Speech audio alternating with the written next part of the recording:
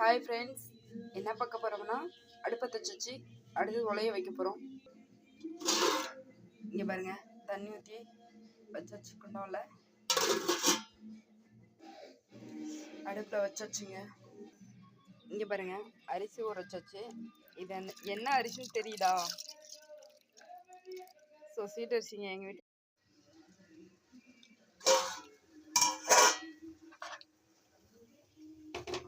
பாருங்க, உலக்கு வச்சிருச்சு. நம்ம அரிசி போட போகிறோம்.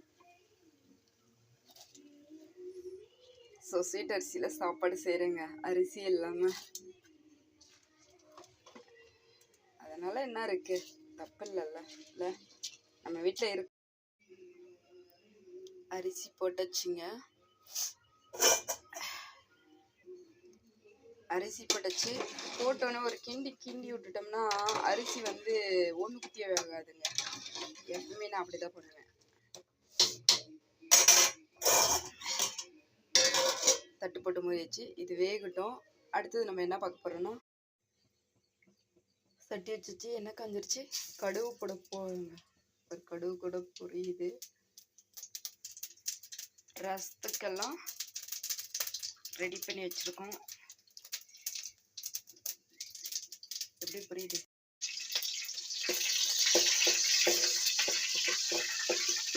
அவசரத்துக்கு வைக்கிற ரசம் இது அட்ஜஸ்ட் பண்ணிக்கலாம்.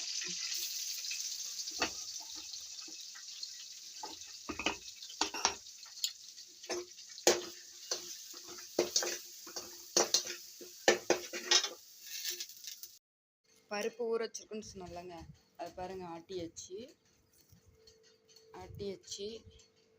கருவேப்பிலை போட்டாச்சு. கருவேப்பிலை, வெங்காயம், பச்சை மிளகாய்,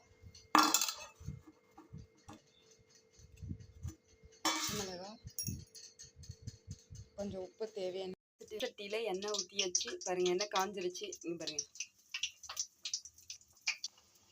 இங்கே பாருங்கள்,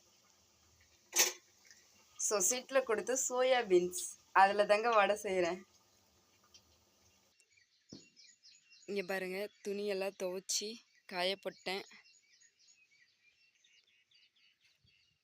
வாங்க, சாப்பாடு ரெடி.